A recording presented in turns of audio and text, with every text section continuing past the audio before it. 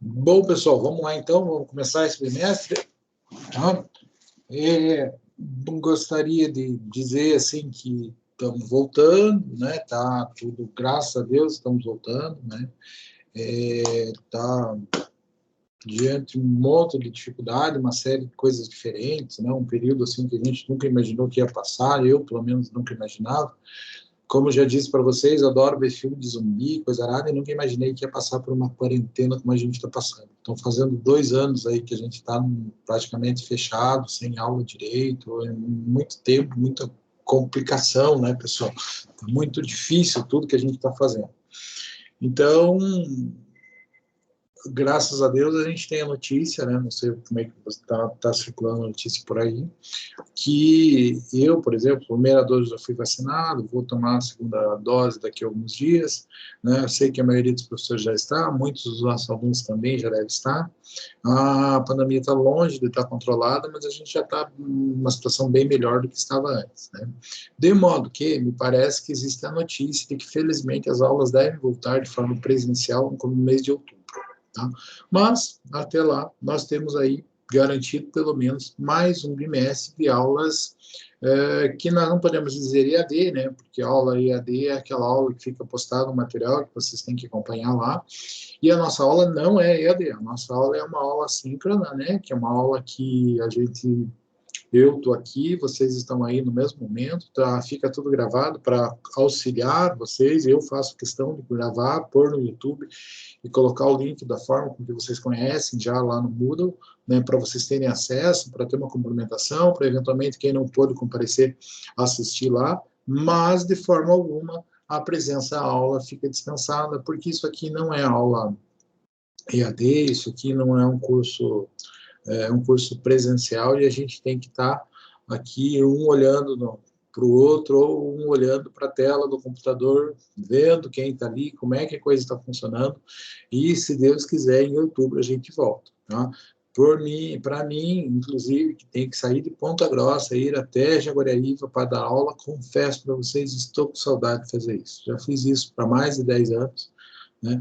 E estou com saudade de fazer isso de novo, de ver os colegas, de ver os alunos, de conhecer gente nova. A turma de vocês e a turma do outra turma que eu tenho, que é de processo do trabalho, né? Vocês ainda eu vi alguma coisa, agora eles eu não vi nada, mas não conheço a cara de nenhum dos alunos, assim, isso é uma coisa assim que me incomoda, que nunca aconteceu antes, tá, pessoal? Então, o primeiro momento que eu digo é, felizmente, nós temos a notícia de que isso deve acabar, mas deve acabar no mês que vem. Isso se as coisas continuarem fluindo bem, se a vacinação continuar seguindo do ritmo que está indo, se o nosso inverno rigoroso, que hoje Ponta Grossa fez -4, né? E eu estou dando aula com um aquecedor do meu lado, porque é terrível ficar aqui no fundinho da casa, no escritório, é muito gelado aqui, né? Mas se o inverno der uma trégua, se tudo acontecer, se as coisas melhorarem, se a vacinação for, se tudo der dentro dos conformes, em outubro a gente volta. Bom, independentemente disso, as aulas são dadas de uma forma bem tranquila, bem normal aqui. Para mim, é mais fácil fazer isso. Só que eu sinto falta do contato com os senhores e, obviamente, que não tem a mesma produtividade de eu chegar, escrever no quadro uma ou outra coisa, falar, sentar numa carteira e ficar conversando com vocês, dando exemplo, como eu tenho aquela vontade, como eu gosto de fazer. Então, vamos seguir a coisa do jeito que tem que ser feito. Já faz um certo tempo que o nosso curso, né, que o curso de Direito não é mais um curso anual, é um curso semestral, e vocês já são dessa leva, né, pessoal? Para mim isso é novidade, vocês são a primeira turma que eu pego que é 100% semestral, posso até estar errado com relação a isso, mas vocês são minha turma já do semestral, eu não sou acostumado com isso, né? De modo que eu tenho a oportunidade de reprovar os senhores 2 vezes no ano, né? Então, são 2 semestres, então nós temos aí a primeira parte de direito processual que já passou, né? E nós temos agora esta segunda parte do segundo semestre, que é uma nova disciplina. Eu até tenho um levantamentozinho que eu fiz aqui, vou até comentar com vocês, né, para vocês verem. Deixa eu ver se eu não fiz nenhuma observação que eu não deva mostrar para vocês. Só um minuto, pessoal.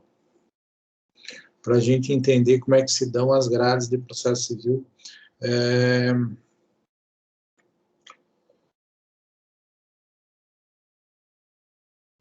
Não tem nada demais, dá para os senhores olharem, tá? Então, eu estava dando uma estudadinha na grade do curso de Direito para entender como é que são as disciplinas, né, de processo civil, porque antigamente não era assim, e era anual, e era uma coisa um pouco diferente. Né?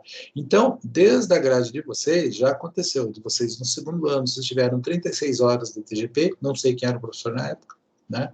Daí vocês tiveram meio ano de Direito Processual Civil 1, vocês devem ter tido a primeira parte, ali, atos, né, até partes. Teoricamente, vocês começaram no terceiro ano com Direito Processual Civil 2, né, inicial e tal, e daí vocês tiveram em Direito Processual Civil 3, que era o segundo semestre. Nós tivemos no semestre passado Direito Processual Civil 4, né, e agora a gente vai ter Direito Processual Civil 8.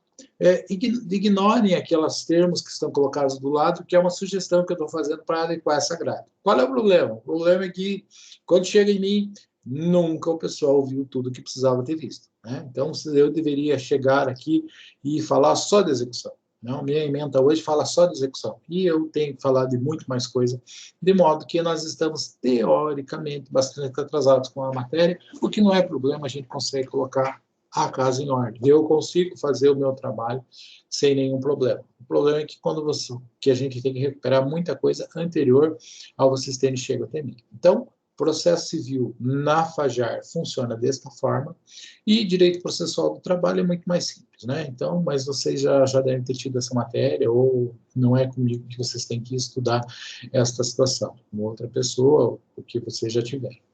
Então, tranquilo. Feita esta observação, o que nós temos que tratar, então? Direito Processual Civil 5. Né? Quando chegar lá ao final do ano, vocês vão ser bacharéis em Direito Processual Civil, se passarem por mim, porque a gente não vai mais rever este conteúdo, a gente não precisa mais passar por esse conteúdo. Tá?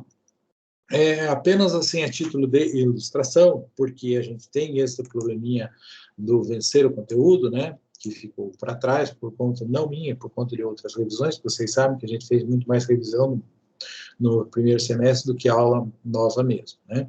Então, a gente tem Direito Processual Civil 5, isso está disponível lá no Moodle para vocês, né? Já mostro como é que está aparecendo no Moodle. Temos a ementa, objetivo e tratar de execução. Se nós tivéssemos começado a tratar de execução lá no começo, agora nós íamos começar a falar do pagamento e íamos até a extinção ou suspensão do processo. Tá? Lógico, nós ainda não estamos aqui, mas isso é tranquilo. Tá? Eu não vejo nenhum motivo em vencer esse conteúdo. Por quê? Porque o conteúdo de processo civil 4 e 5, que é a parte de execução, é a parte mais tranquila. O que realmente os senhores têm que ficar sabendo, têm que saber de cor e salteado é o processo de conhecimento, que infelizmente não sou eu que dou aula. Tá? Como é que funciona o nosso sistema de avaliação? Então, tem uma avaliação continuada, uma série de coisas, tal, mas, principalmente agora que nós estamos na pandemia, né, nessas aulas desta forma à distância, então nós temos uma prova valendo 8, né? Nada impede que eu divida essa prova em duas, nunca fiz e não vou fazer agora em época de pandemia, porque os senhores colam tudo na prova, né? A gente sabe que é assim que acontece, na prova à distância. Temos a notícia, inclusive, que a última vez que eles puderam fazer isso foi no bimestre passado. Dessa vez, a prova vai ser na primeira semana das voltas às aulas presenciais. Tá? Então, nós vamos ter o evento da prova, onde nós vamos nos conhecer, nos revermos na prova, ok? Então, me parece que essa prova valendo 8 vai ser já presencial. Todos os professores estão torcendo para isso, porque a gente quer colocar ordem no parquinho, beleza? Então, prova valendo 8 e alguma atividade valendo 2 pontos. Eu procuro sempre ser o mais criativo possível, pedir criatividade. Eu consigo pedir, quando tem aula presencial, para fazerem teatrinho, para fazerem videozinho, para fazer paródia, para fazer as coisas mais engraçadas que eu puder imaginar, eu vou pedir para os senhores, tá? Claro que, eventualmente, é difícil, eventualmente, a gente vai lá, faz um questionário, faz uma pergunta, faz alguma outra coisa, de uma forma diferente, ou até mesmo aquele trabalhinho para ser apresentado em grupo, que acaba virando um jogralzinho aqui na frente, tá? Mas Isso a gente ainda vai ter que fazer, vamos ter que ver como é que essa coisa se resolve. Mas nada diferente do que a gente já teve no passado. Tem uma bibliografia básica, estamos tendo aula remota, então se eventualmente quiserem uma ajuda com bibliografia,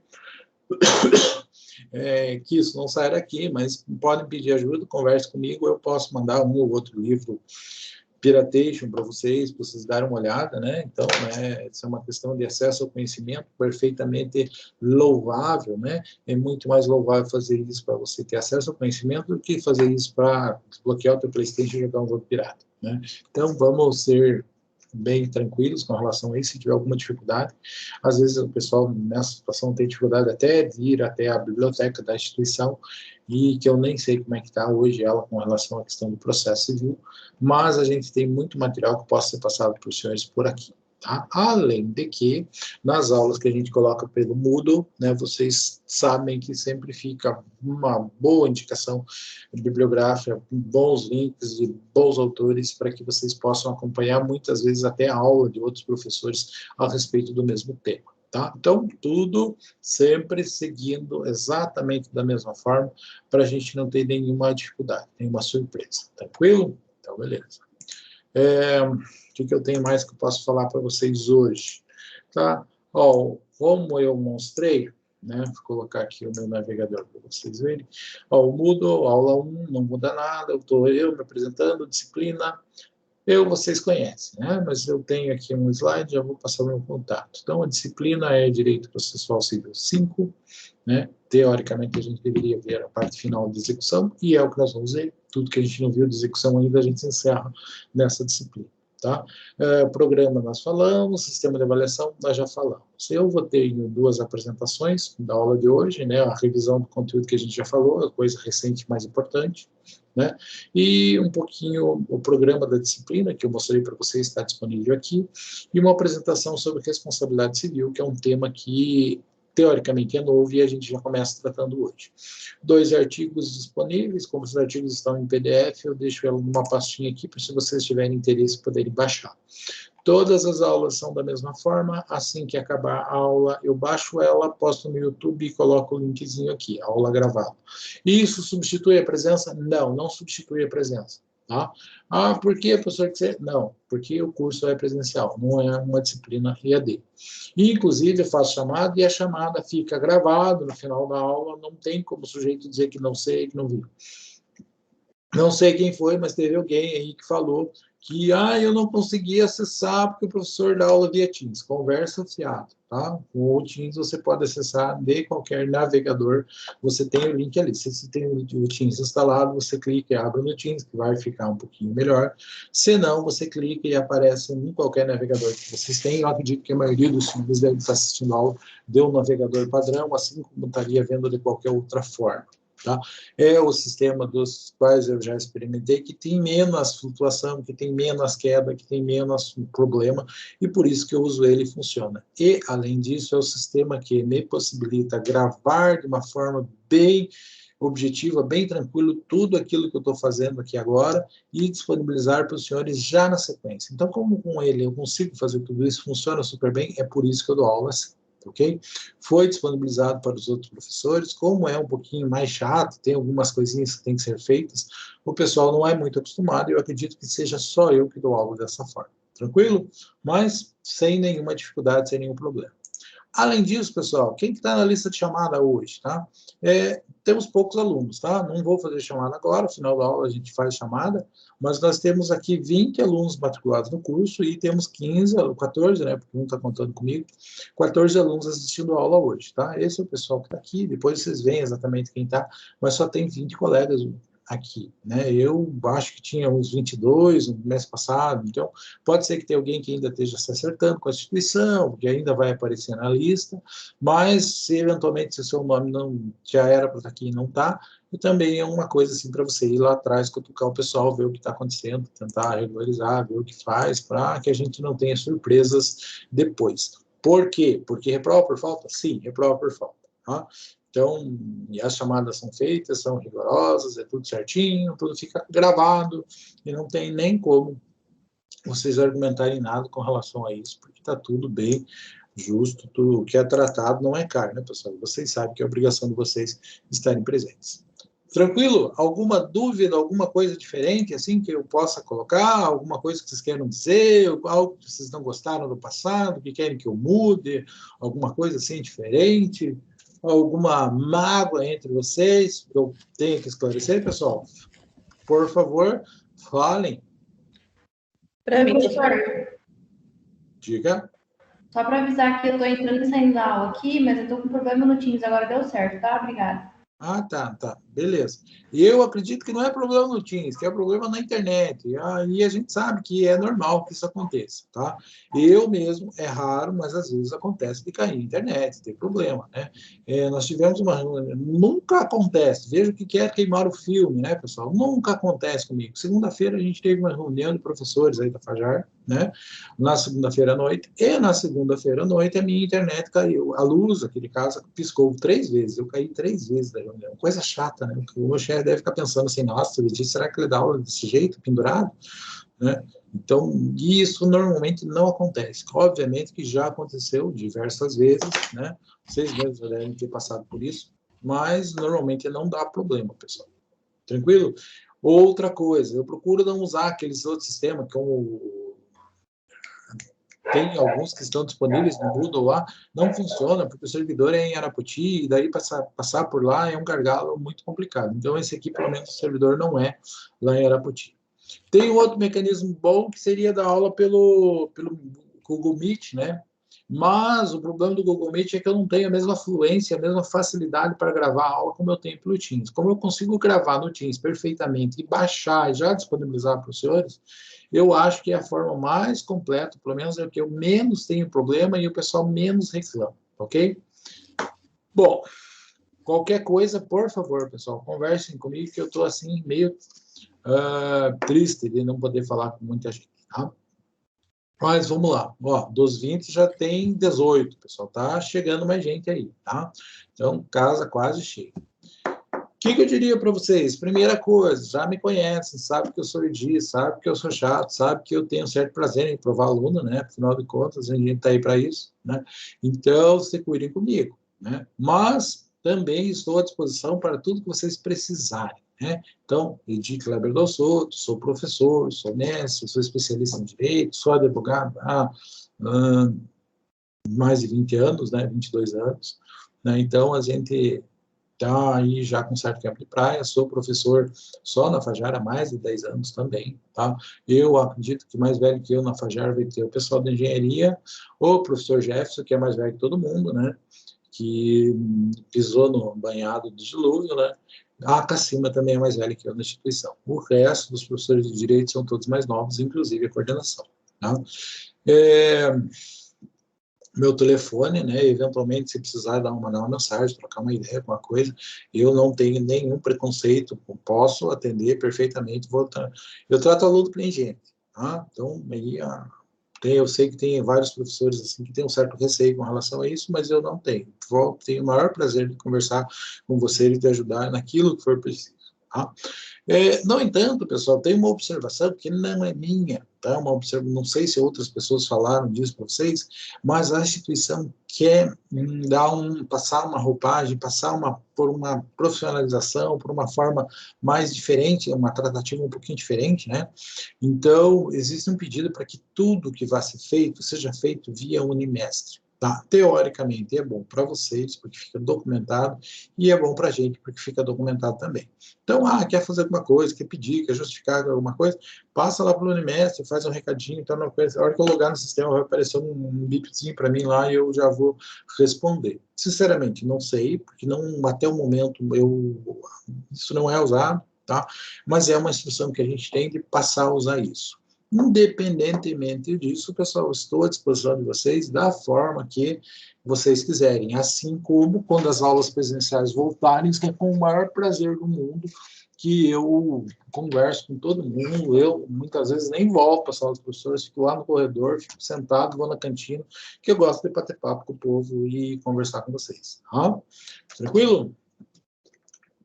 Passado na apresentação, falamos o que é disciplina, mostramos o programa, mostramos que está tudo disponível lá, como é que vai ser, qual é a expectativa de volta, o que nós temos que falar? Temos que começar a falar da matéria, né, pessoal? Então, revisão de elementos fundamentais. Então, múltiplos tratados. Então, o que nós temos que pensar? O que foi importante do que a gente falou, né? Obviamente, nós falamos muita coisa relacionada ao quê? A recurso, a coisas de revisão, a conclusão do processo anterior, né, que seria do processo 3, do processo 2 e do processo 3 que vocês tiverem tido lá no terceiro ano. Tá? Isso não vou nem considerar. Teoricamente, vocês já passaram por isso, eu não deveria nem ter tocado, perdido tanto tempo com isso, mas foi um pedido de dois senhores que foi refeito pela coordenação, a coordenação autorizou que isso fosse feito, então nós fizemos dessa forma. Mas, se fosse tudo normal, a gente teria tratado apenas de processo de execução ou cumprimento de sentença, né? E dentro do processo de execução ou cumprimento de sentença, o que é importante para a gente, pessoal, o que nos faz, assim, diferença é saber dos requisitos. Então, quais são os requisitos para que eu possa pensar em uma execução? Eu tenho que ter um título, né? E eu tenho que ter inadimplemento. Daí isso vai se desdobrando em uma série de outras coisas. Tem que ser um título, tem que ser líquido, tem que ser certo, tem que ser exigível, né? Então, tem uma série de coisas que a gente vai adicionando a isso. Mas como requisitos, para que eu possa falar em execução, tem que ter o quê? O título, tem que ter aquele documento dotado de poder executivo, de força executiva, né? E que isso não tenha sido cumprido contemporaneamente. Isso não foi cumprido no momento correto. Quando deveria ter sido pago o negócio, infelizmente não foi, pessoal. E é disso que a gente está falando, tá? A gente está falando dos requisitos do título. Só dando uma olhadinha no negócio aqui. E a bola segue, pessoal. Um pouquinho.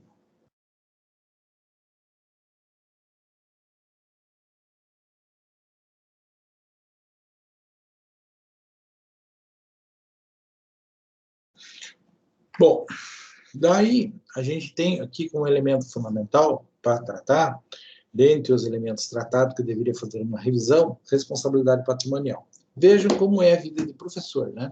Então, eu ia passar, o mais importante do que eles deveriam ter tratado eram os requisitos e a responsabilidade patrimonial.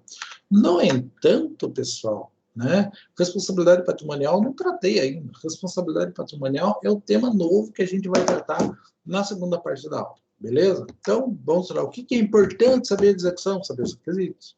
O que eu preciso ter para que eu possa pensar em execução? O que eu preciso ter para pensar em um cumprimento de sentença? Quando eu falo em cumprimento de sentença, eu já tenho a sentença, que é o título, mas eu preciso que aquele título, que aquela obrigação, que aquele direito colocado ao caso concreto não tenha sido cumprido voluntariamente pela parte, ok? Então, o inadimplemento. E responsabilidade patrimonial, que é aquilo que a gente vai falar na sequência. Requisitos da execução e inadimplemento, né, que nós já estamos carecas de ver isso. Daí, quando a gente vem tratar de inadimplemento, pessoal, a gente pega várias coisas assim, a gente fala de inadimplemento como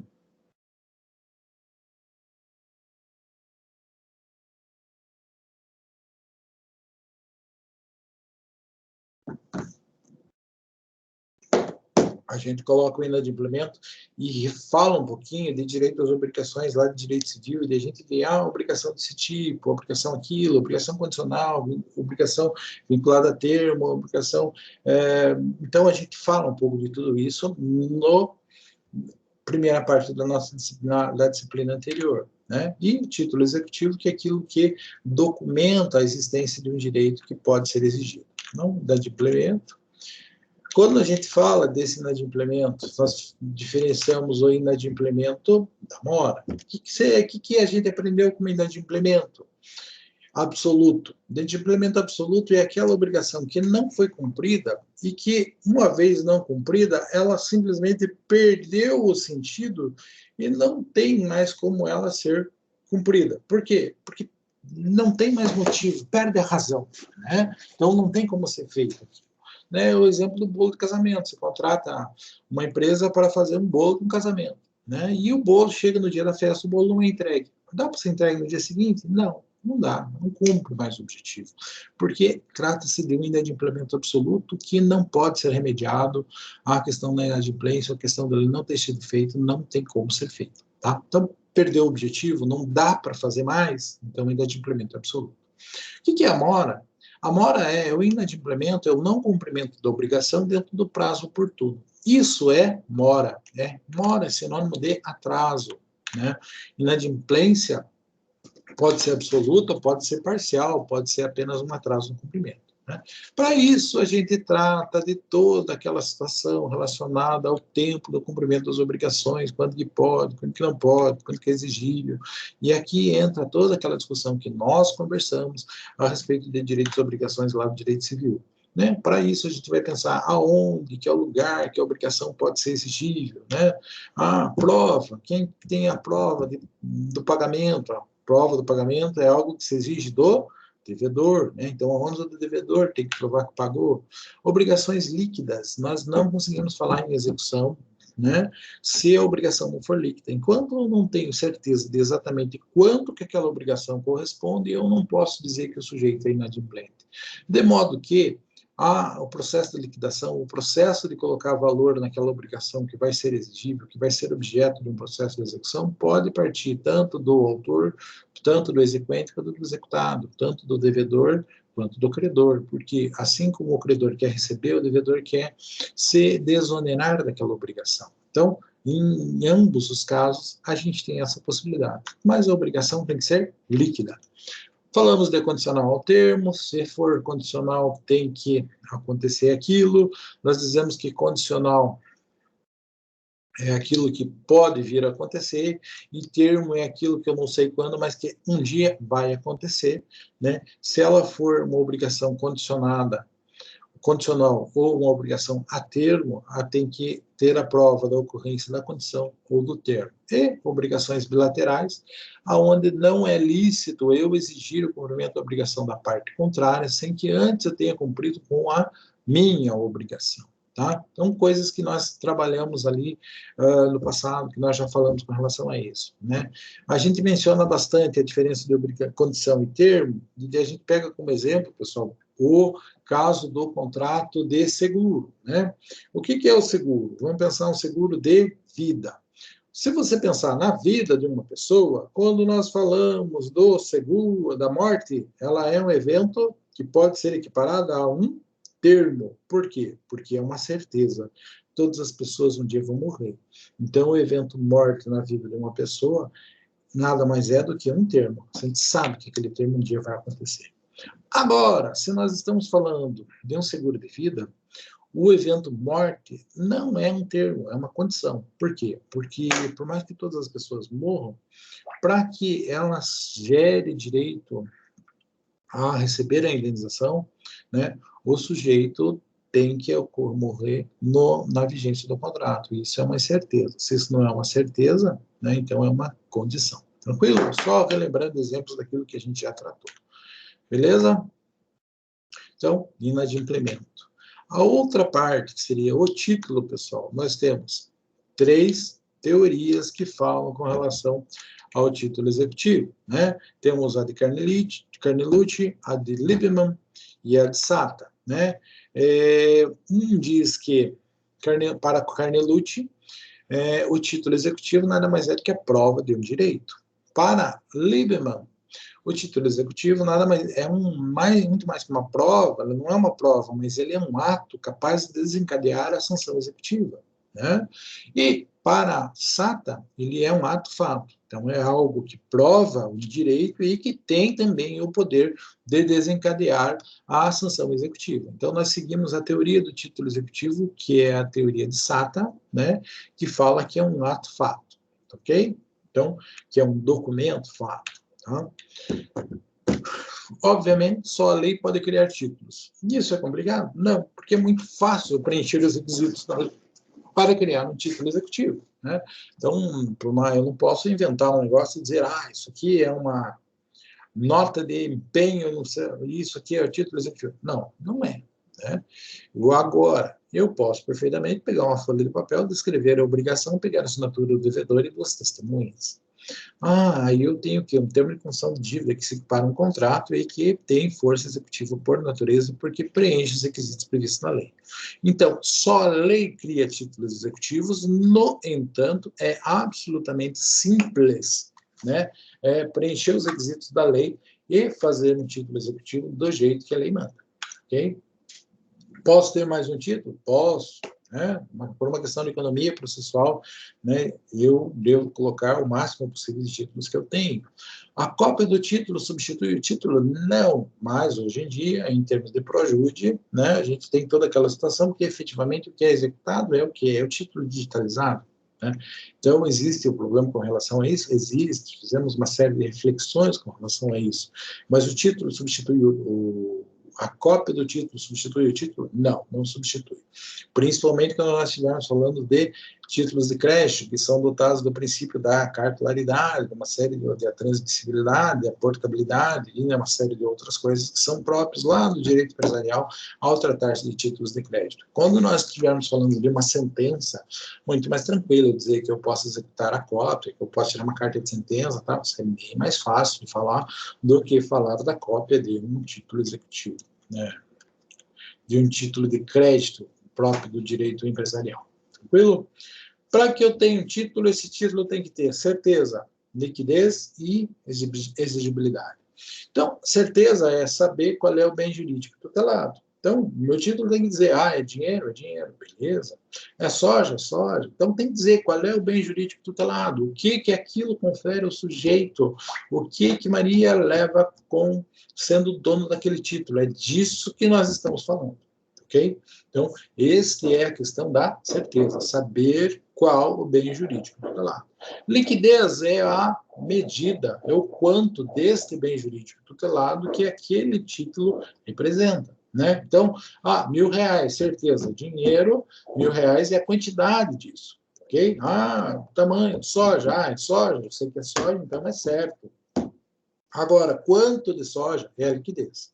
Tá? Então, qual é o bem jurídico tutelado, e o outro é a quantidade desse bem jurídico tutelado. Já a exigibilidade quer dizer que aquilo deveria ter sido entregue, deveria ter sido pago, a conduta deveria ter sido praticada ou não praticada, né? E isso não foi cumprido. Tá? Isso não foi entregue, isso não foi feito, isso foi feito quando não poderia, no caso, uma obrigação negativa.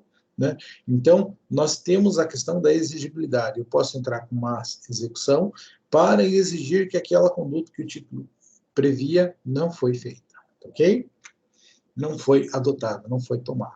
Vamos dizer que os títulos executivos judiciais estão previstos no artigo 515 do Código de Processo Civil, e, em contrapartida, os títulos executivos extrajudiciais, que são aqueles documentos que não passam pelo crivo de um processo judicial, mas que são dotados da mesma forma de força executiva, são previstos no artigo 784 do Código de Processo Civil.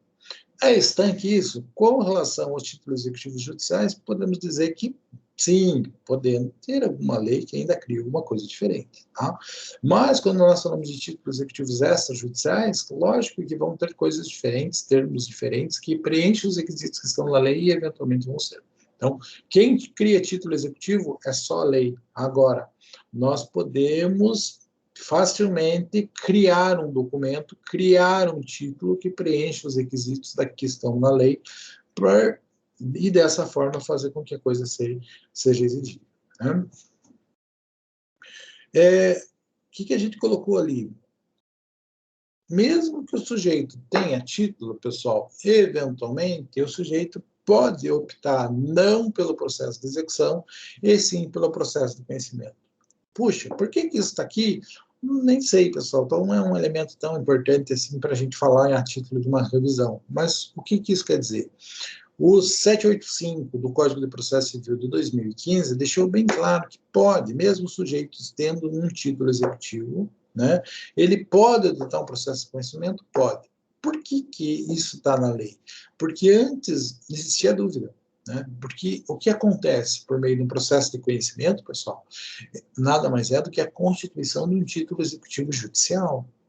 Né? Então, se o sujeito já tem um título executivo, por que ele vai mover um processo de conhecimento? Ele que vai direto no processo de execução. Só que existem coisas com a possibilidade de passar por um processo de conhecimento, passar por uma mediação, uma arbitragem, uma conciliação ali, que pode chegar a um resultado diferente de um processo de execução. Tá? Então, pode sim existir interesse, pode sim existir vantagem em um processo de conhecimento sobre um processo de execução. Por este motivo, sempre existiu a dúvida, porque diz assim, se o sujeito já tem o título constituído, não tem por que ele adotar um processo de conhecimento para constituir algo semelhante ao que ele já tem. Mas como o caminho pode ser interessante, justifica-se a adoção de um processo de conhecimento. Isso é exceção à regra. E como é um sexo dos anjos que os caras discutiram durante muito tempo, o código veio e deixou bem claro. Olha, pode sim, tá? Se tiver interesse, se acharem justificável, vamos fazer dessa forma, pode ser feito desse jeito. Tudo bem, pessoal? Tranquilo?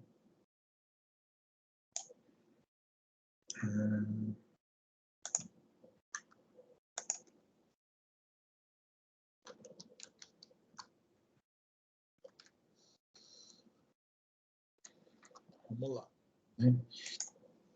Então, me acompanhando, eu não vou colocar a responsabilidade patrimonial aqui, porque aqui é uma revisão.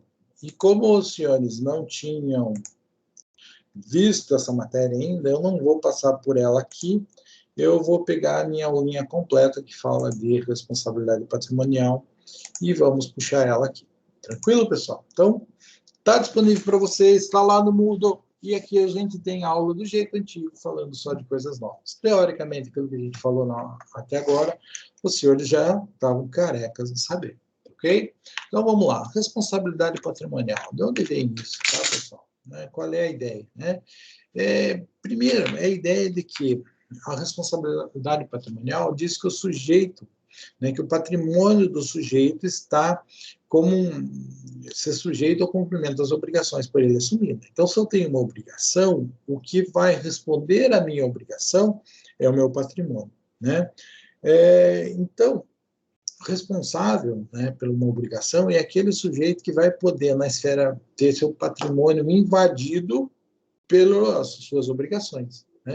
Então, via de regra, responsável é o próprio devedor. Então, via de regra, eu vou lá, faço um negócio, eu sou responsável por honrar aquela obrigação. E por que eu sou obrigado, eu sou sujeito àquela obrigação, e o termo responsabilidade quer dizer que é sobre mim que vai recair aquela obrigação. Qual parte? Meu patrimônio. Por isso a gente diz responsabilidade patrimonial. A regra é que sempre a responsabilidade recai sobre o sujeito do próprio devedor. Eventualmente, o código traz algumas situações onde a responsabilidade cai sobre pessoa diferente. Podemos dizer também, pessoal, que obrigação é diferente de responsabilidade. Nós vamos dizer assim, a obrigação nasce com o negócio jurídico. Ou com a lei, ou com o termo, com aquilo que criou o direito. Isso é o surgimento da obrigação. Quando eu vou lá e compro um negócio, com o contrato de compra e venda, surge a obrigação minha de pagar e do sujeito me entregar o objeto do negócio. Agora, o que é a responsabilidade? A responsabilidade surge no mesmo momento? Não, pessoal. A responsabilidade surge depois. Por quê? Porque responsabilidade, pessoal, responsabilidade patrimonial. Responsabilidade é aquele fato que vai fazer com que o meu patrimônio seja invadido quando eu não cumpro com minhas obrigações. De modo que eu posso dizer que a obrigação nasce com o negócio jurídico e a responsabilidade nasce com a inadimplência, com a não observância, com o não cumprimento daquilo que foi ajustado no negócio jurídico. Ok? Então, a obrigação é quando eu faço negócio. E responsabilidade é quando eu não cumpro o negócio. Porque daí a responsabilidade recai sobre o quê? Sobre o meu patrimônio. Ok? Então, como já falei para vocês, responsabilidade e obrigação surgem em momentos distintos.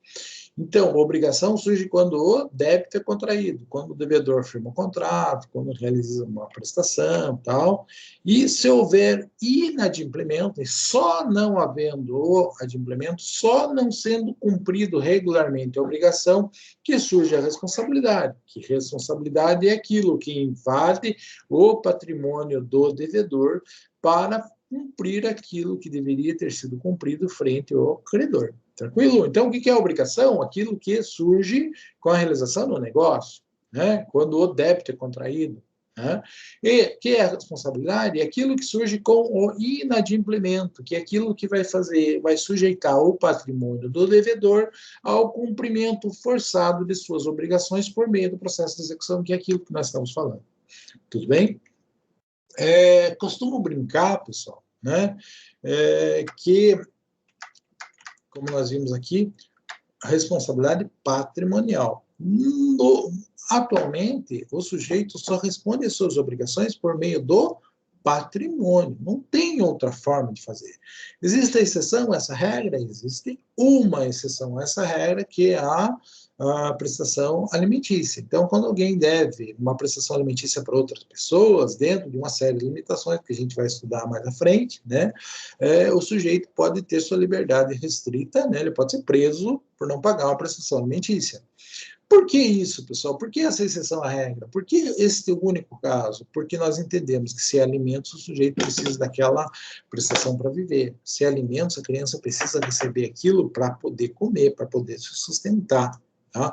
Então, a vida da pessoa é mais importante que o patrimônio da outra. É mais importante do que a liberdade da outra. Então, a vida se sobrepõe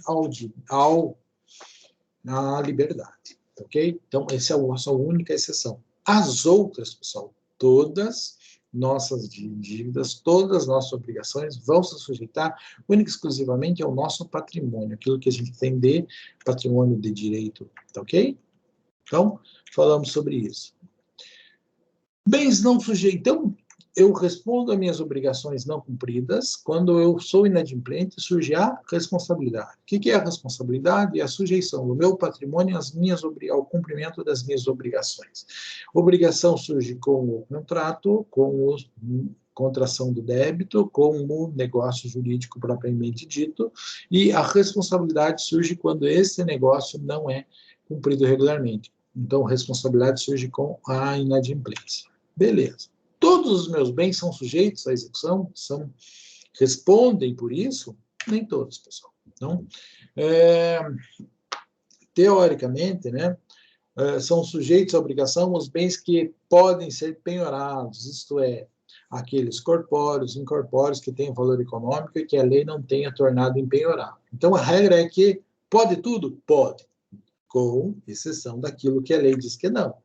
Então, quando que a lei diz que não? Eventualmente, nós vamos ter alguma legislação específica que vai dizer isto é impenhorável, isto é impenhorável. Ah, tem muita coisa? Não.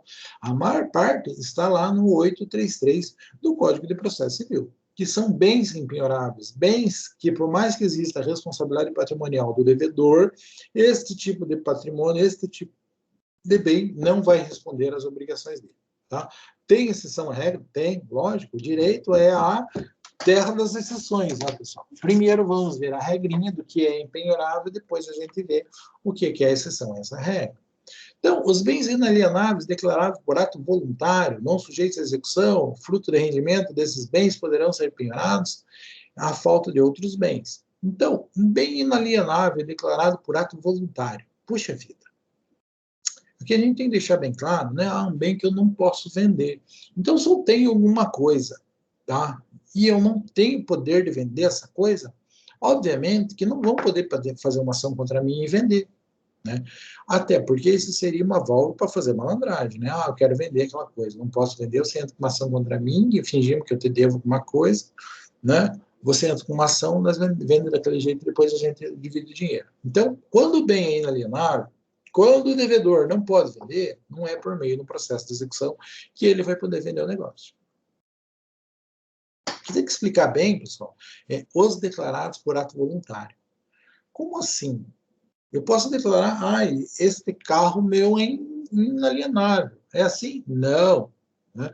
Quem tem voluntariedade para declarar um bem como inalienável é o próprio credor, né? Então, o próprio credor pode dizer assim, olha, aquele bem eu não quero, por ato voluntário do credor, tá? Ele pode dizer, aquele bem eu não quero que ele perca, aquele bem eu não quero expropriar dele, tá? Então, a única pessoa que tem poder para fazer, assim, declarar voluntariamente que aquele bem não vai ser alienado, não vai ser objeto da execução, é o credor. É normal? Não. Tá? Pode? Pode. O que é um exemplo de bem inalienável? Ah, uma herança. Recebi uma casa e aquela casa é gravado com alguma coisa de inalienabilidade. Então, eu posso usar, mas não posso vender. Ah, beleza. O rendimento disso, a casa que eu não posso vender, está alugada. Posso penhorar o aluguel da casa? Se não tiver outro, pode penhorar. Ok? Então, primeiro bem que é absolutamente impenhorável. Ok? O que mais? Pertences e utilidades domésticas que guarnecem a residência do executado. Então, aquilo que está na minha casa, aqueles pertences, pode, né? Mas, vírgula, salvo os de elevado valor ou que ultrapassa as necessidades comuns correspondentes ao médio padrão de vida. Ah, então, se vir na minha casa, não vai achar nada, não vai ter nada. Mas, eventualmente, você vai na casa de alguma pessoa e pode achar alguns bens que sejam penhoráveis. E até mesmo, dentro da minha casa, às vezes você pode achar assim, puxa vida, na casa do Edith tem uns troços ali que não precisava, né? Dá para penhorar aquele negócio. De modo que, quando o oficial de justiça vai na casa do sujeito e você não tem nenhuma expectativa de cobrar mais nada, né? E o que você pede que o cara faça? Você pede assim, quer que o oficial de justiça adentre a residência do executado e faça um rol dos bens que ele encontrar lá dentro. Os caras odeiam quando a gente pede isso. Mas daí qual é a situação? Daí o cara vai dizer, ó, tem 3 televisão. Ah, tem 3 televisão? Então 2 é penhorável. Puxa, é mesmo? Não sei.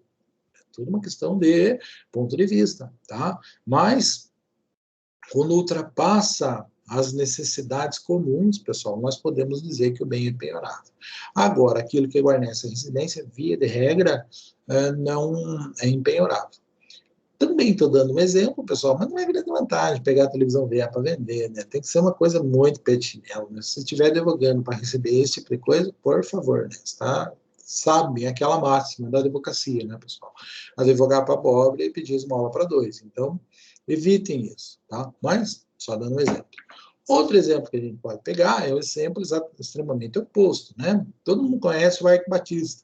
E sabe que o cara andou se quebrando esses tempos. Só que se quebrar de pobre não é que nem você quebrar de rico, não é que nem você quebrar de pobre, né? De modo que existia uma execução contra ele e os caras foram penhorar um negócio que era um item de decoração da casa dele, que ficava numa sala que tinha na casa dele, e os caras tentaram penhorar. Ele alegou que era impenhorável porque era um bem que guarnecia a residência dele. O que era esse bem? Era uma Ferrari, que ficava numa sala da casa do Ike Batista. Tá? E os caras foram penhorar a Ferrari e ele teve a coragem de dizer que era um bem impenhorável porque guarnecia a residência dele. Tá? Lógico, né? Foi considerado como um bem que ultrapassava as necessidades comuns correspondentes ao médio padrão de vida. Tá? Só questão de exemplos. Tá? Vestuários, bem como os pertences de uso pessoal, salvo de elevado valor. E não tem nenhum. Todos os meus bens são impenhoráveis, tá? Mas, eventualmente, pode ter alguma coisa, uma grife, uma coisa diferente que justifique que a gente diga que o negócio é 100% penhorável, né? Tenho até dificuldade para dar exemplos, que eu não manjo tanto dessa coisa, mas é possível que tenha grifes de coisas aí que tenham com relação a isso. Outra coisa que é impenhorável, pessoal, os vencimento, salário, subsídio, também é salário, soldo, salário, as remunerações, os proventos da aposentadoria, as pensões, os pecúlios, montepes, bem como as quantias recebidas por liberdade de terceiro e destinadas ao sustento do devedor e de sua família, os ganhos do trabalhador autônomo, os honorários do profissional liberal, ressalvados o parágrafo 2º desse artigo.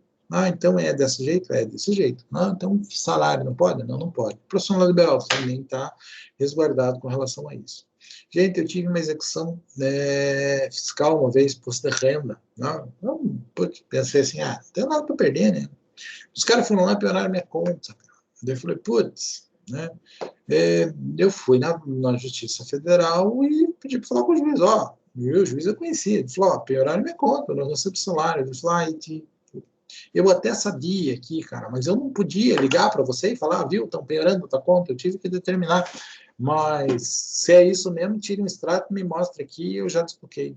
Né? Então, isso acontece, tá, pessoal? E aonde você recebe salário, a menos que seja algo muito diferente ali, você não pode penhorar aquele negócio. Quinto, pessoal, livros, máquinas, ferramentas, utensílios, instrumentos, então bens móveis que eu uso na profissão. Então, sou advogado, o que eu uso? Uso livro, uso meu escritório aqui com algumas coisas, os móveis, uso meu computador. Isso é empenhorável? Absolutamente empenhorável. Tá? Ah, beleza, beleza. Sou motorista de Uber, pessoal, tenho um carro. Ah, tá. Pode piorar esse carro? Mas o carro é o instrumento do trabalho dele, pessoal. Depende, né? Se ele está devendo o próprio carro, é claro que não posso declarar empenhorável isso. A gente já chega exatamente numa justificativa que trata disso, tá? Seguro de vida, o que é empenhorável? O valor que eu recebo a título de indenização pelo seguro de vida, tá? O que é empenhorável? O meu pai faleceu, deixou um seguro de vida para mim. Este valor de seguro de vida é empenhorável. Tá? Materiais necessários à obra em andamento, salvo se forem penhoradas. Né? Então, se a obra for penhorada, o material é penhorado junto. Agora, tem uma pilha de tijolo, porque estão trabalhando aqui em casa, pode ir lá e penhorar a pilha de tijolo? Não, não pode. Qual que é a ideia do legislador ao fazer isso? Proteger a família, proteger o lar, proteger a casa. Tá? Então, a ideia foi essa. Né? A pequena propriedade rural, assim definida em lei, desde que trabalhada pela família. Né? Então, nós vamos dizer que a pequena propriedade rural que é empenhorável aqui é aquela do módulo rural. O módulo rural é uma medida que varia de região para região, de acordo com o... acho que o INCRA, né?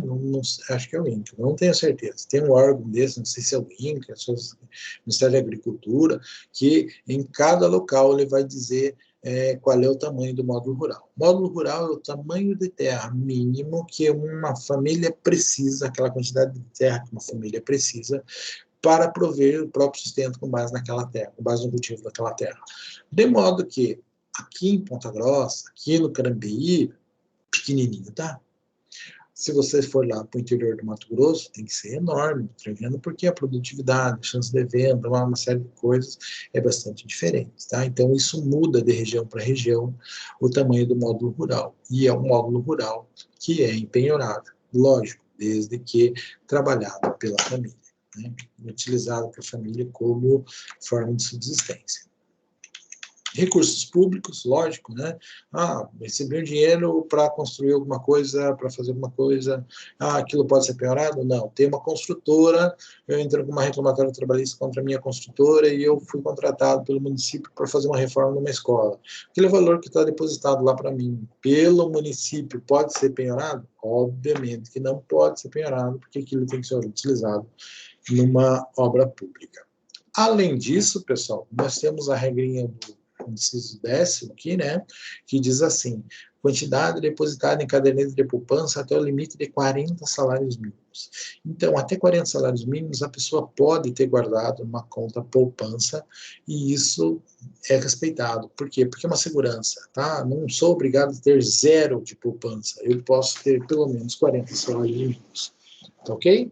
Então, bem objetivo, assim, de uma forma bem clara, bens que não podem ser penhorados de um modo geral, né? Não temos isso. Se nós estamos dizendo que é empenhorável, eu disse para vocês que existe uma regra dizendo que no direito quase tudo tem uma exceção. Qual seria a exceção? Primeiro, eu não posso declarar empenhorabilidade quando a execução é relativa ao próprio bem. Exemplo, a casa da família é empenhorável, mas eu compro a casa e não pago. A causa pode ser executada? Pode ser levada a penhora na própria casa? Lógico que pode. Né? O material de construção que eu estou usando para fazer minha casa. Beleza.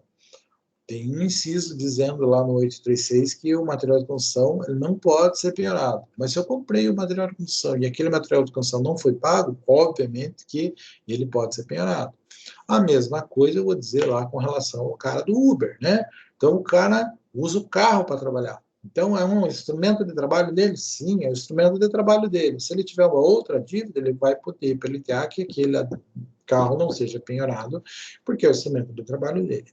Agora, se ele compra o carro, não paga o carro, entra com uma ação contra ele, vão lá, penhoram o carro pode ser penhorado? Sim. Por quê? Porque a dívida é em decurso do próprio bem. Ok? Senão seria muito fácil comprar as coisas e não pagar, né, pessoal? Aqui é o mesmo exemplo que eu mencionei para vocês, né? A imperabilidade prevista no inciso 9 e 10º não prevalece sobre débitos alimentares, né? E sobre importâncias excedentes a 50 salários mínimos mensais. Vamos ver qual que é o quarto e o 10º, para a gente, né? O quarto, os vencimentos, né? Salário, tá. E o 10º, a poupança. Então, aqui, esta alegação de que a imperabilidade ela não é justificável, primeiro, sobre pensão alimentícia. Sobre pensão alimentícia, eu posso sim ter penhora, se a penhora for de débito alimentar, posso penhorar salário. Beleza. E se o excedente for excedente a 50 salários mínimos, também eu posso ter penhora com relação a isso. Ou seja, o sujeito que recebe salário superior a 50 salários mínimos, pode? Pode. Tranquilo? Tranquilo. E aquela poupança de 40 salários mínimos pode ser penhorada por uma pensão alimentícia? Pode. Tranquilo? É disso que nós estamos falando, desse tipo de limitação que nos interessa. Beleza? Vamos lá. Impenhorabilidade do bem de família. Né? Então, estamos falando do quê? Responsabilidade patrimonial. O que é responsabilidade? É aquilo que a obrigação surge com o negócio jurídico que criou o débito. Aquele débito não saldado, não pago no momento oportuno, surge a inadimplência. Junto com a inadimplência surge a responsabilidade. Responsabilidade que tem a característica de ser patrimonial, de recair apenas sobre o patrimônio do devedor. Estamos mencionando o que pode ser penhorado desse patrimônio e o que não pode ser penhorado desse patrimônio. Veja, a nossa linha assim, de execução agora tornou-se algo assim, extremamente objetivo, né? Extremamente falar de coisas objetivas, o que pode, o que não pode. É aquela aula que se dá para o macaquinho, né? Assim, que não faz assim, é só e o macaquinho aprende. Não tem que pensar muito, só tem que ler a lei. Tá? Com relação à imperabilidade do bem de família, a gente vai dizer assim, né? O imóvel sobre o qual se assenta a construção, as plantações, as benfeitorias de qualquer natureza e todos os equipamentos, inclusive do uso profissional, ou os móveis que guarnecem a casa desde que quitados. Então, isso são os bens de família. Se eu ofereço esse bem como garantia, cessa automaticamente. Então eu vou lá, eu tenho uma única casa, eu vou lá e ofereço aquela casa como garantia. Daí eu coloquei o meu roda reta porque eu quis. Tá? Forçosamente eu não posso, mas eu posso colocar aquilo como garantia. Veja lá, se o devedor não é o proprietário do bem, mas sobre ele tiver direitos, como comissário comprador, devedor, cujo bem tenha sido transferido para a alienação fiduciária de garantia, não haverá propriamente dito impenhorabilidade. Contudo, a penhora não recai sobre o bem, mas sobre os direitos que ele tem sobre ele. O que nós estamos exemplificando aqui, pessoal? Então, primeiro, a casa. Vamos pensar, esquecer os bens, aquilo que guarnece, tudo isso é bem de família. Mas vamos pegar um exemplo simples de uma casa. Beleza. A casa é do sujeito? Sim. É empenhorável? Sim, porque é uma casa onde ele mora. Se ele oferece a casa como garantia no contrato, automaticamente aquela casa pode vir a ser penhorada como garantia daquele contrato. Beleza? Por quê? Porque ele abriu mão da garantia. E quando nós estamos falando de direito civil, quando nós estamos falando de execução civil, nós estamos falando de patrimônio. E patrimônio pertence ao sujeito e ele pode abrir mão se ele quiser. Ok? Então, pode fazer assim, ele pode vender a casa? Pode. Assim, ele pode dar como garantia na obrigação. Então, por mais que a casa seja empenhorada, se ele vai lá e colocar ela como garantia, automaticamente ela é passível de penhora. O último parágrafo aqui, pessoal, vai citar aquele caso do bem que é alienado, do bem financiado. Tá? Então, imagine, né? Se eu tenho uma casa, mas aquela casa não está quitada, aquela casa está financiada, né? Então, se ela não é uma casa perfeita, se eu até apenas tenho um contrato de financiamento, daí ela pode ser penhorada? Sim, mas não vai estar sendo penhorada a casa. Vai estar sendo penhorado a parte da casa que eu já paguei. Tá? Então, é penhorável, não caracteriza bem de família, por quê? Porque eu não tenho nem o bem inteiro. Tá? Então, o que vai ser penhorado é aquela fração que eu tenho com relação ao bem. Isso existe? Existe. É vantagem? Não é vantagem. Um baita no murro de caroço, e o exequente muito dificilmente vai querer fazer isso. Vai querer entrar com uma execução para ficar com parte do que o sujeito já pagou do bem. Tá? Mas é possível? Sim, perfeitamente possível. Né? Existe esse tipo de negociação? Existe. Tá? Quando a gente tiver mais à frente, eu cito mais alguns exemplos para deixar a coisa um pouquinho mais contundente. Tem um caso, pessoal, que me vem à cabeça, né, que é talvez eu já tenha comentado com os senhores. Né? O que acontece? Minha esposa é bancária e tem um cara que veio para ser chefe dela aqui na cidade, e o cara veio transferido, aquela coisa de banco e tal, e ele estava com preguiça de pagar aluguel, pensou em comprar alguma coisa aqui. Daí foi lá, olhou no banco, né, nas coisas que o Itaú tinha, achou o Itaú vendendo um bem lá, uma casa na Palmeirinha. O que o cara achou? Nossa, a casa vale 150 mil, o banco está pedindo 90 e não sei o quê, um excelente negócio e tal. Pegou, foi lá, pegou e deu 90 mil à vista na casa. Beleza. E daí, quando ele foi, tinha um caboclo morando na casa. Daí, o que acontece? O banco vendeu para ele não a casa. O banco vendeu os direitos que ele tinha sobre a casa. Porque ele estava movendo uma ação de execução contra o cara, e o cara, por sua vez, estava movendo uma ação de revisão de contrato contra o Itaú, já tinha ganho em primeira instância, com certeza o tribunal ia confirmar aquilo e o Itaú ia perder toda a casa para o sujeito. Quando o Itaú se viu desse jeito, ele foi lá e colocou para vender a casa, não os direitos que ele tinha sobre a casa. O Tongo foi lá e leu do jeito que ele queria e comprou os direitos que o Itaú tinha sobre a casa, achando que tinha comprado a casa. Comprou alguma coisa? Não, colocou 90 mil, 80 mil na bunda. Né? Putz, dá para rever esse tipo de negócio que o cara fez? Dá, tem jurisprudência dizendo que o banco foi agir de má fé, que apesar de ele ter sido otário, de não ter lido o que tinha comprado, dá para entrar com uma ação. Qual é o problema? O problema é que o cara era diretor do banco. Né? Como é que o cara vai acionar o banco, alegando esse negócio sendo diretor do banco? Então, perdeu muito dinheiro. Beleza, moçada? Só dando exemplos de que existe esse tipo de negociação. Alegação da impermeabilidade, tá? Primeiro, matéria de ordem pública. O juiz pode conhecer de ofício? Pode. Então, não precisa. Sendo matéria de ordem pública, pode ser alegada a qualquer momento, não preclui, tá? Não tem... A ideia é que é impenhorável, no primeiro momento que eu tomo conhecimento disso, eu vou lá, alego a penhorar o negócio não podia. Agora, eu vou descobrir, vamos tocar disso só lá na frente, posso alegar depois? Posso. Por quê? Porque é matéria de ordem pública. Sendo matéria de ordem pública, pessoal, pode ser alegado a qualquer momento. Tá?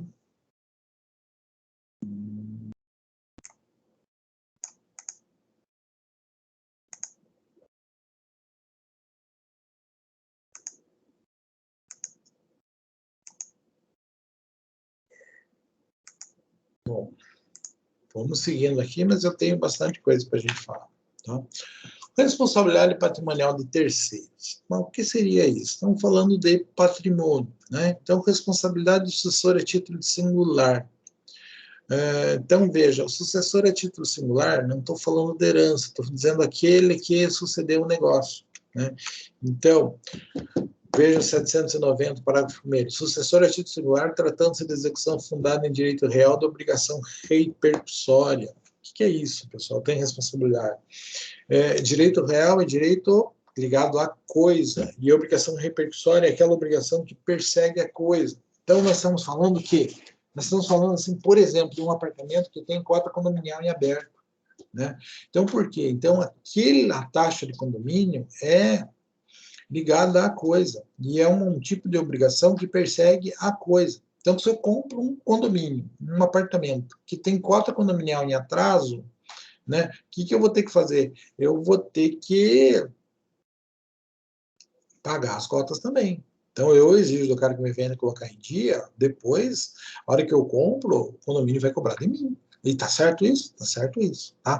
Então, o sucessor a título singular aqui que ele está colocando é esta situação, aquele cara que sucede o devedor, que assume a obrigação na condição do devedor. Né? Então, este é o sujeito. Quando trata-se de direito real, direito que está ligado à coisa, então, o dono da coisa carrega a obrigação por si. Né? Então, não é uma obrigação pessoal, é uma obrigação que é ligada à coisa. Então, a alienação de coisa litigiosa é ineficaz perante o credor. Estou discutindo a propriedade de uma coisa, né? O sujeito que está brigando comigo vende para outro, azar desse outro que comprou. Se eu ganhar, eu vou lá e pego de volta, né? Então, nós vamos ter a figura da fraude à execução, que é uma figura que a gente estuda lá em vício dos negócios jurídicos, né? O que é fraude à execução? Quando eu pego eu tenho uma execução contra uma pessoa, e o sujeito aliena seu patrimônio de forma a ficar insolvente. Por quê? Para não perder o patrimônio, faça a execução que está presente. Mais à frente nós falamos de novo. Novamente, nós estamos pegando aqui o sujeito que compra algo que caracteriza a fraude da execução, isso também não tem validade alguma. Né? Então, esse terceiro que compra nessa situação vai ser responsável por essa dívida, assim como aquele credor, aquele sujeito que compra um bem que é objeto de um litígio, eventualmente, dependendo do resultado da demanda, ele vai ser responsabilizado pelo litígio. Outra situação que nós podemos mencionar, pessoal, bens de sócios. Tá? Então, bens de sócios, sendo a empresa solvente, ou seja, sendo a empresa com condições de pagar todas as suas obrigações, não tem por que a gente pensar em patrimônio dos sócios. Por quê? Porque se a empresa é solvente, a empresa com o seu patrimônio paga suas obrigações. Agora, né, em determinadas circunstâncias, né, quando a pessoa jurídica não está solvente, quando existem problemas, existem algumas situações onde os bens dos sócios podem ser alcançados. Tá? Qual seria essa situação? Né? Primeiro, é aquela situação onde, por mais que o débito seja da empresa, surge responsabilidade pelo sócio. Quando acontece isso, nós estamos dizendo que existe a desconsideração da personalidade jurídica. Por quê? Pessoa jurídica, pessoal, né? É aquela frase que está colocada ali. Conquanto o débito seja da empresa, os sócios têm responsabilidade patrimonial, alguns casos.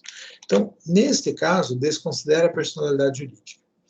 Nós sabemos que pessoa jurídica não existe de fato. É uma invenção de direito para quê? Para possibilitar que algumas coisas existam, para formalizar algumas formas de negociação, algumas formas de sociedades, tal. Então, o que a gente faz? A gente cria a pessoa jurídica para possibilitar que isso aconteça, para facilitar a negociação, para melhor visualizar uma sociedade, inclusive, existem vários ramos de atividade que só podem ser realizados por pessoas jurídicas e não por pessoas físicas.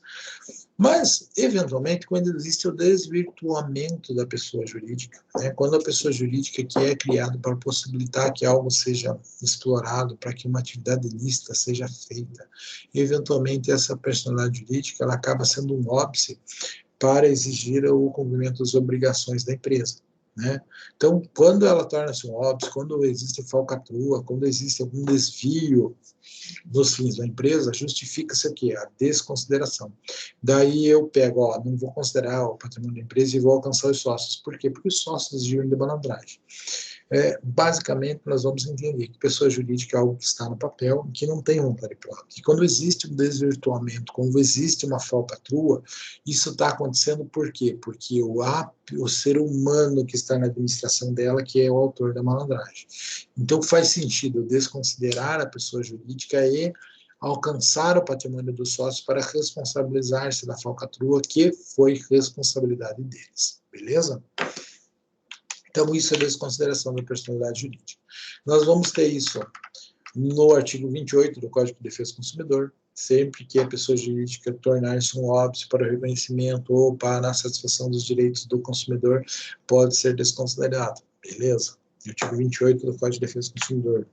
Trabalhista, pessoal. Trabalhista, nós não precisamos nem falar em desconsideração da personalidade jurídica. Por quê? Porque na Justiça do Trabalho, o sócio não é responsável solidário, não tem que existir a desconsideração. Na Justiça do Trabalho, o cara é solidário, né? Então, ele não precisa desconsiderar. Se a empresa não paga, o sócio paga. Tá? Não precisa existir toda a figura da desconsideração para alcançar o patrimônio do sócio. O sócio já é obrigado por ser sócio. Tudo bem? E nós vamos ter a regra geral, que seria o desvirtuamento da empresa. Tá? Então, o Código de Defesa do Consumidor diz simplesmente que, havendo óbice para satisfação do direito do consumidor, tem lugar a desconsideração da personalidade jurídica.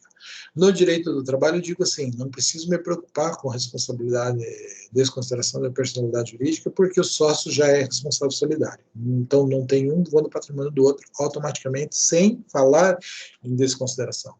E a regra geral é aquela que, sempre que existe o desvirtuamento da empresa, daí nós temos isso no direito civil, daí nós vamos alcançar o patrimônio dos sócios.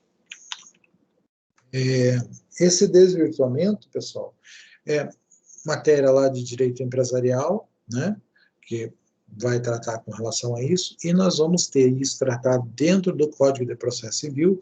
Quando se fala lá das modalidades de intervenção de terceiro, vocês vejam que o Código de 2015 trouxe a desconsideração da personalidade jurídica para dentro do Código ao tratar da intervenção de terceiros. Por quê? Porque ele pega assim, ó, nós temos uma empresa que faz parte de uma ação. Vou ter que chamar os patrimônios dos sócios, vou ter que colocar os sócios no processo. Então, é uma forma de intervenção de terceiros hoje no Código de Processo Civil de 2015, o incidente de desconsideração da personalidade jurídica. Beleza? Beleza. Se precisar, pessoal, a gente rever essa matéria, mas não é o meu objetivo aqui, só estou falando com relação a patrimônio de quem te respondeu aqui. Tá? Bens do executado em poder de terceiro. Né? Então, quando eu tenho bem do executado em poder do terceiro, eu não estou nem falando de responsabilidade do terceiro. Imagine, eu tenho uma dívida, tenho um bem meu que está alugado. Se os caras penhoram aquele bem, eles vão pegar o bem que está alugado lá com o cara não tem nada com isso. Né? Então, não é nem responsabilidade dele, porque ele está pagando aluguel, ele vai atrás de mim, veja outro bem, eu me devolvo, porque ele pagou. Tá? Agora, eu não estamos tirando do patrimônio dele. Por quê? Porque não é dele, permanece sendo meu. Então, bens do executado em poder de terceiro não chega nem a caracterizar responsabilidade de terceiros, porque não é o caso. Bens do cônjuge do companheiro, tá? E daí aqui a gente dá para a gente encerrar, né? E fala para frente, né? Para que possa falar isso, pessoal, um cônjuge ou um companheiro só tem responsabilidade pelas dívidas contraídas pelo outro se elas estiverem revertidas em proveito do casal ou da família.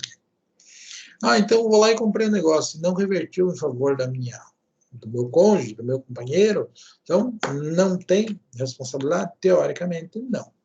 No entanto, pessoal, independente do regime de casamento, existe uma presunção de que se reverte em proveito. Por quê? Porque vivem juntos, falam nesse patrimônio, estão todo mundo junto. Então, para que eu diga que o bem é do cônjuge e não pode ser penhorado por outro, eu tenho que provar que aquela obrigação que está sendo exigida não foi de nenhuma forma, não beneficiou de nenhuma forma o outro cônjuge. Né? Digamos assim, tem um cônjuge que é inocente. Por quê? Porque existe uma presunção dizendo que o que é contraído por um cônjuge beneficia os dois. Se não beneficiou, o que eu tenho que fazer? Eu tenho que provar que não, porque é uma presunção relativa. Presunção relativa é aquela presunção que admite prova em sentido contrário. Então pode recair sobre a minha ação do outro cônjuge? Via de regra, pode. A presunção é que a dívida de um cônjuge beneficia o outro. Se não beneficiou, aquele cônjuge que está sendo prejudicado justifica o negócio no processo e a minha ação dele é protegida. É fácil fazer isso? Não é, pessoal. Bom, praticamente 8h30, pessoal, e vamos, assim, dar uma parar por aqui, a menos que os senhores queiram que eu continue até o finalzinho da aula, né? Mas vamos parar por aqui, tenho chamada para fazer e vamos ver se vocês têm alguma coisa diferente para falar, né?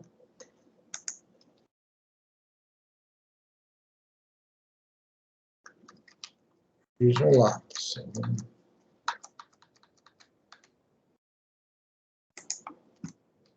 Isso daqui.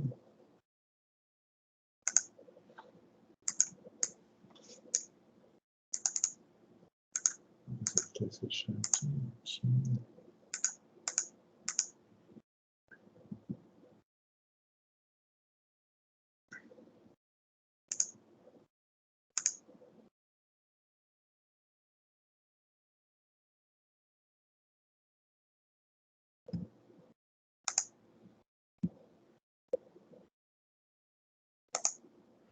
Vamos lá, aula de Direito Processual Civil 5, apresentação, responsabilidade patrimonial, frequência, chamada.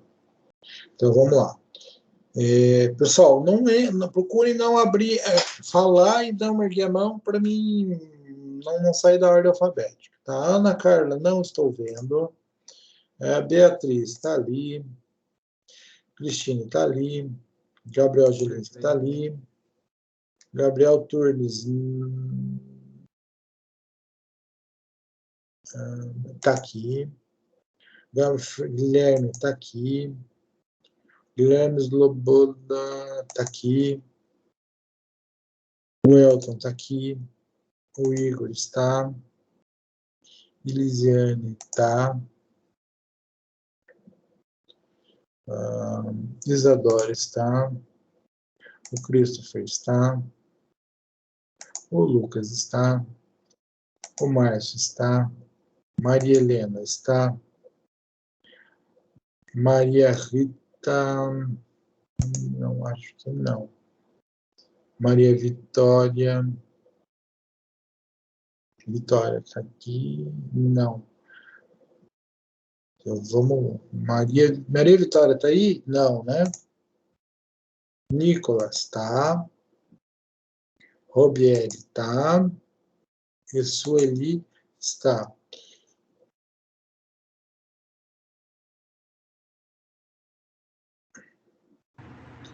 Ó, deixa eu pegar um legal que não tem foto. Oi? Ó, os diferentão aí que não tem foto. Pois é. Ó, eu só não achei Maria Vitória, Maria Rita e Ana Carla. Tranquilo?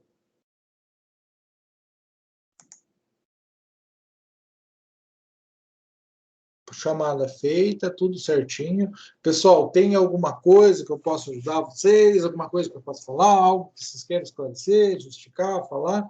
Se não, pessoal, é 8h33, está um tempo bom já. Falamos bastante. Tá ouvindo? Não. Tranquilo, pessoal? Estou à disposição de vocês, do contrário, estão dispensados. Tá funcionando o microfone, Gabriel. Eu escutei você falando. Ah, tá. Pensei que não estava funcionando. Mas acho que o professor não está ouvindo, não me respondeu. Eu, mais ou menos, eu ouvi. Deve estar baixo. Eu vou ver se eu aumento aqui, peraí. Tá ouvindo agora? Estou ouvindo, sim. Queria perguntar para o senhor sobre os direitos do imóvel. Daí, nesse caso, ele comprou o direito de exigir a coisa e não... Exatamente, ele comprou do banco o direito que o banco tinha sobre o imóvel, né? Uhum. Só que esse direito já estava sendo discutido em juízo e o cara comprou sem saber disso. O banco faz muito disso, né? Bem complicado. Então, quando o bem é financiado, quando o bem não é quitado, quando existe uma alienação sobre o bem pode ser penhorado? Pode. O que vai ser penhorado? Aquilo que o cara já pagou, aquele direito que o cara tem sobre o imóvel, mas não é um direito inteiro, tá? Não é uma coisa completa. Assim como o banco tinha uma garantia. O banco vendeu a garantia. A garantia só ia fazer sentido se o cara realmente não pagasse. Tá? Isso é muito complicado, né? Então, quando eu vi... Tipo, transfere a titularidade de poder exigir o imóvel. Daí passa do banco para o... Exatamente. Só que essa poder exigir o imóvel tem que o cara não ter pago, né? Uhum. Isso que foi uma puta sacanagem. O cara, de fato, não tinha pago, mas o cara, para não pagar, entrou com uma ação, justificando, e o banco omitiu isso. E o mais interessante é que, quando veio o caso, eu achei que era uma coisa assim, 1 em 1 milhão, né? Não, o banco faz muito isso, e o povo acredita, acaba comprando e dá altos. O banco tem que ganhar dinheiro, né, com isso, né? Mas eu imagino que quem entra com ação contra o banco vai ganhar, porque é uma puta, uma sacanagem, né? Eles fazem bastante isso com carro, né? Na verdade. É Sim, mais comum do que casa. sim, com certeza. Carro é mais fácil, né? Agora, carro, em 5 anos, você imagina, comprei de boa fé, em 5 anos você vai lá e faz os campeão, né? Ah, Uhum. é esquisito? É, mas dá para fazer. Agora, casa é complicado, né? Casa é complicado. Pois é. Mas da minha parte era só isso. Não, beleza, beleza.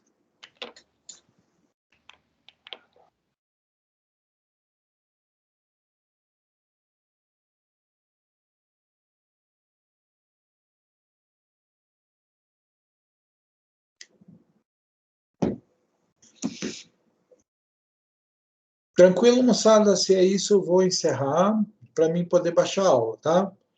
Tudo de bom para vocês, o que precisarem, contem comigo, tá? Um abraço.